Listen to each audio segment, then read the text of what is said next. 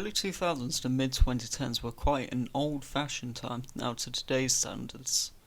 TV phased out of analog into digital, landlines were still a thing, and iPods were used more than Spotify.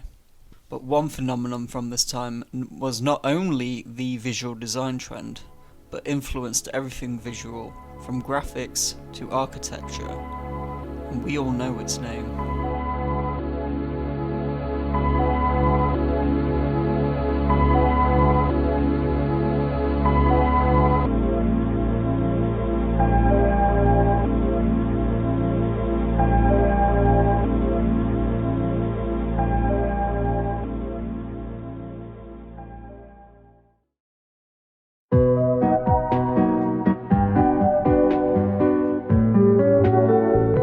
Frutiger Aero is a broad design style and aesthetic spanning almost a decade from the mid-2000s to mid-2010s.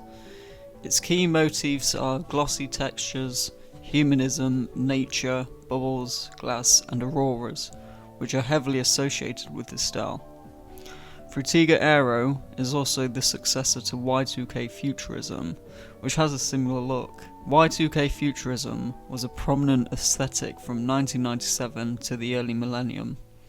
The Futurism aesthetic was prominent in popular media at the time, films like The Matrix and The Island, and especially in music including nu metal and industrial metal. The Aero aesthetic is distinctive for its use of skeuomorphism, meaning a lot of its visuals and graphics represented its real-life counterparts. Therefore, it made people more familiar with knowing what the icon meant. Aside from skeuomorphism, other visuals as mentioned such as water and nature and fruit and fish are key elements as well. Frutiger Aero manifests in different subgenres, and there's a lot to uncover. But just to save you from boredom, here are the three most common subgenres.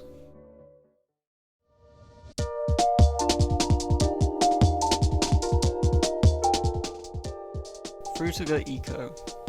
Frutiger Eco mainly focuses on greenery and a cleaner environment. In the 2000s, people became more aware of climate change, which fits this style. Although this style was more commonly in advertising than making people more aware of climate change, it could have done better. Frutiger Metro. Frutiger Metro, or flat Frutiger, is a flat, vector-based aesthetic, which was most popularly associated with music. It also gave way to modern flat design. They used a lot of specific colours, like this blue, this green, and sometimes black.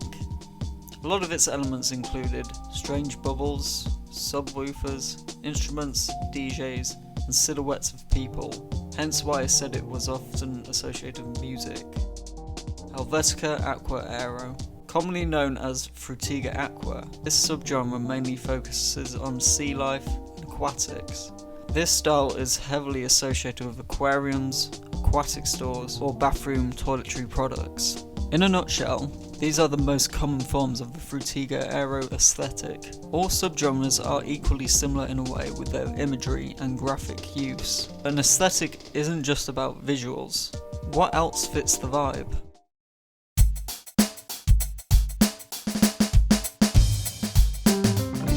An aesthetic wouldn't be an aesthetic without music. There isn't really a typical music genre for Frutiger Aero, but online resources mention Techno-Zen, which is described as Frutiger Aero's Japanese counterpart. The music can be any genre, mainly electronic music, and any sort of serene sounding genres with similar elements to jazz or bossa nova. But to fit with Frutiger Aero, it would have to have a specific sound profile. Here are some popular examples of Frutiger Aero music.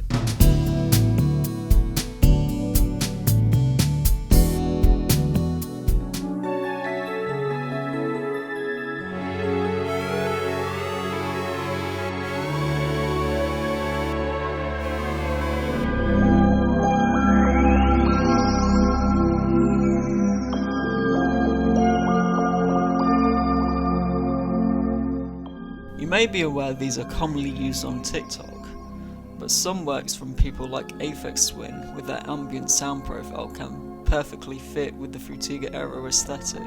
Although I'm just narrowing the topic down to techno zen, the sub-aesthetic of Frutiger Metro applies more music genres, most commonly electric/rave genres, pop punk and disco.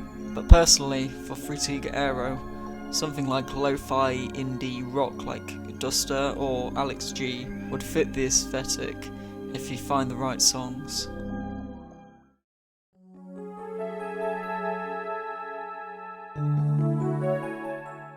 A lot of digital media that was associated with the design style was mostly advertising, video games, and computer digital interfaces.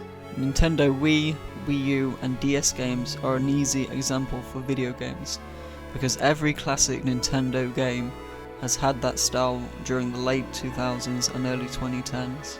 Think of Wii Sports, any Mario game, or even the Mii Maker. But the last of the style's days was to be integrated with the Wii U in 2012 before the launch of its now flat design Nintendo Switch in 2017. UI and UIX design are one of the most memorable forms in the design language, as many websites use this style, including Flash games, Windows Vista and 7, and old website pages. There were also many advertisements in this style. Here are some examples from my country and worldwide, in Frutiger Aero and its other subgenres. Mum! There's no hot water! We know a broken boiler can turn your whole world upside down.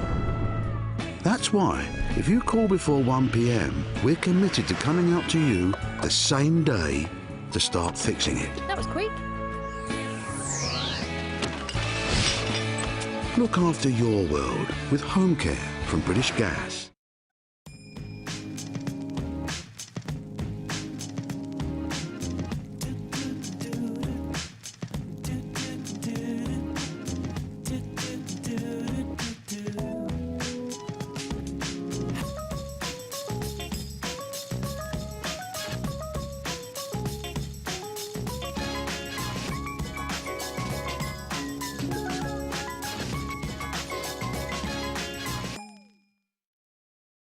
Free! Limited edition Coke glasses are coming back to McDonald's. There are 6 to collect, including 3 newbies, Swanky Turquoise, Snazzy Midnight Blue, and Spangly Amber. To get one free, just buy a large meal or a premium salad. And they're back. That's McDonald's, and then some.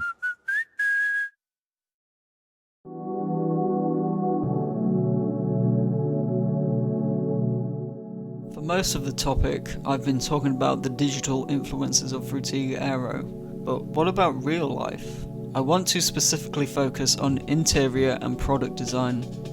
One obvious example in interior design would be aquariums.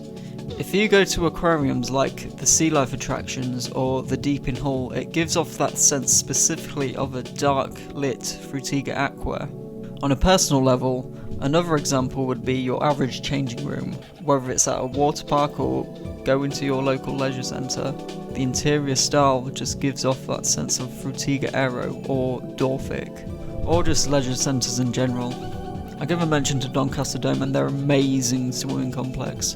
And on TikTok I've seen videos of what's being dubbed the Frutiger Aero Hotel.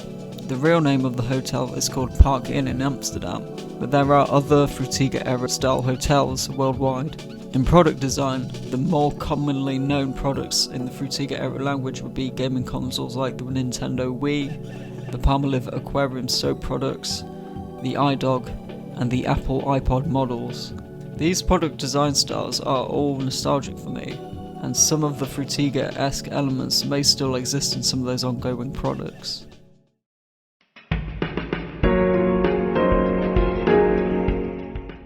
Unfortunately, every prime aesthetic comes to a decline.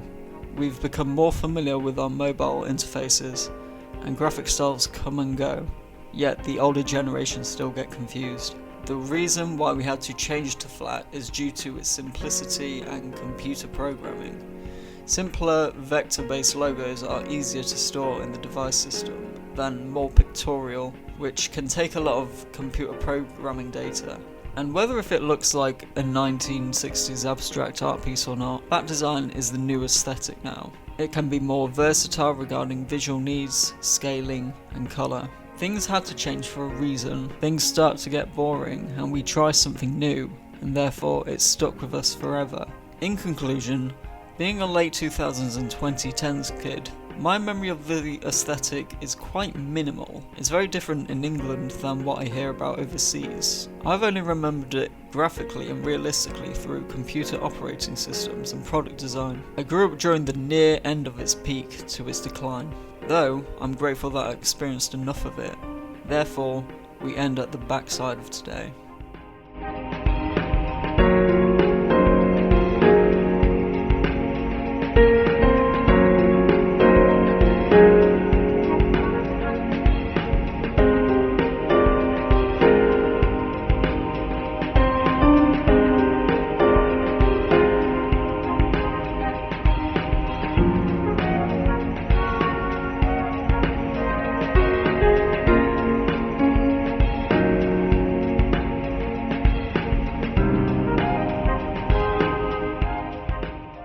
See you.